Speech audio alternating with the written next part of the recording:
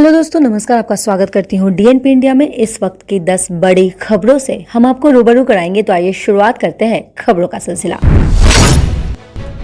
राष्ट्रपति रामनाथ कोविंद ने सोमवार को एकीकृत मुख्यालय की बैठक में जम्मू कश्मीर में मौजूदा आंतरिक और बाहरी सुरक्षा परिदृश्य का जायजा लिया। उन्होंने सभी सुरक्षा एजेंसियों को आपस में पूरा समन्वय बनाए रखते हुए राष्ट्र विरोधी तत्वों के खिलाफ कठोर कार्रवाई करने के साथ आम नागरिकों के लिए शांति, सुरक्षा और विश्वास का वातावरण सुनिश्चित बनाने के लिए समुचित कदम उठाने का निर्देश दिया। कारगिल विजय दिवस के अवसर पर बीजेपी ने फिर से राष्ट्रीय सुरक्षा को लेकर कांग्रेस की नीतियों को कटघरे में खड़ा किया। पार्टी कार्यालय में आयोजित एक कार्यक्रम में शहीद जवानों को श्रद्धांजलि देते हुए बीजेपी अध्यक्ष जेपी नड्डा ने कहा कि कांग्रेस की फिलॉसफी है no decision is the best decision, यानी कोई फैसला ना लेना ही सबसे अच्छा फैसला है। जबकि राष्ट्रवाद के पर्याय बीजेपी का दर्शन है नो मिशन फॉर मिशन, यानी मिशन की खातिर कोई मिशन नहीं। संसद के दोनों सदनों लोकसभा और राज्यसभा में कार्यवाही की शुरुआत से पहले सोमवार को कारगिल विजय दिवस के अवसर पर कारगिल युद्ध में शहीद वीर जवानों को श्रद्धांजलि दी गई।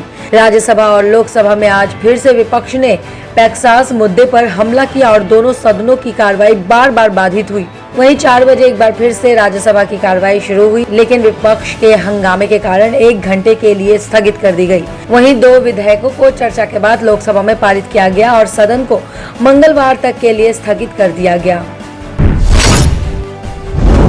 सरकार ने सोमवार को कहा है कि इसका कोई आधिकारिक अनुमान नहीं है कि पिछले 10 वर्षों के दौरान स्विस बैंकों में कितना काला धन जमा कराया गया है।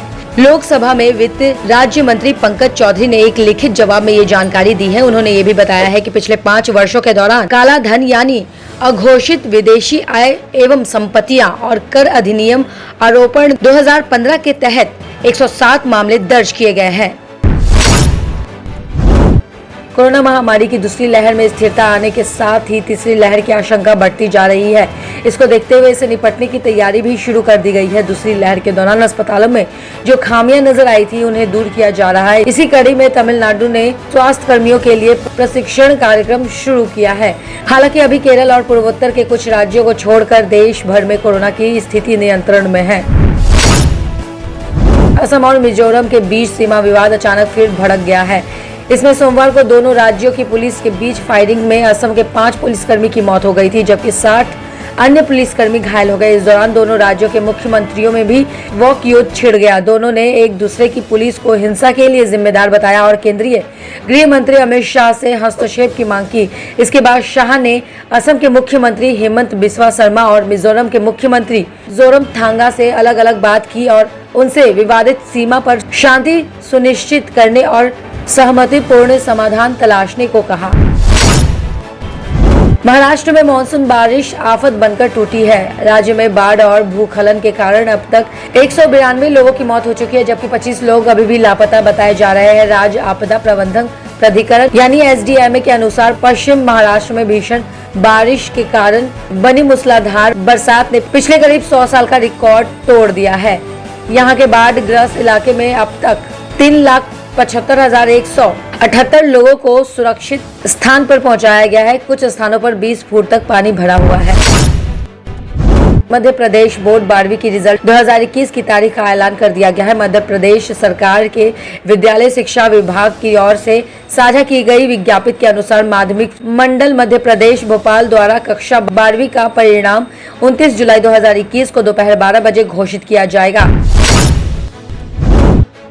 बैंकों और विभिन्न वित्तीय संस्थान द्वारा रियल एस्टेट सेक्टर को दिए गए कर्ज के 1/3 हिस्सा पर खासा दबाव है। रियल एस्टेट कंसल्टेंट एनआरआर के अनुसार विभिन्न बैंकों, गैर बैंकिंग वित्तीय कंपनियों यानी एनबीएफसी और हाउसिंग फाइनेंस कंपनी यानी एचएफसी ने सेक्टर को करीब 10,000 करोड़ डॉलर वर्तमान भाव पर लगभग 7.4 लाख करोड़ रुपए का कर्ज दिया हुआ है। इसमें 67% या 6,700 करोड़ डॉलर का कर्ज पूरी तरह सुरक्षित है, यानी बैंकों को यह हिस्सा मिल जाना लगभग निश्चित है।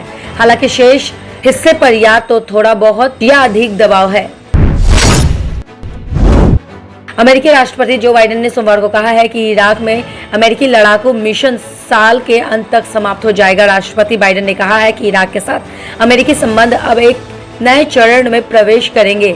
इस्लामिक स्टेट के बुनरुतनाथ के खतरे और बगदाद से ईरान के शक्तिशाली प्रभाव के बीच बाइडेन ने जोर देकर कहा है कि वॉशिंगटन हमारी सुरक्षा सहयोग के लिए प्रतिबद्ध है। बाइडेन ने कहा है कि अमेरिकी सेना बलों को ISIS यानी इस्लामिक स्टेट के खिलाफ प्रशिक्षण और सहायता देना जारी रखेगी। खबरों की और जानकारी के लिए देखते रहिए DNP इंडिया। तब तक के लिए नमस्कार।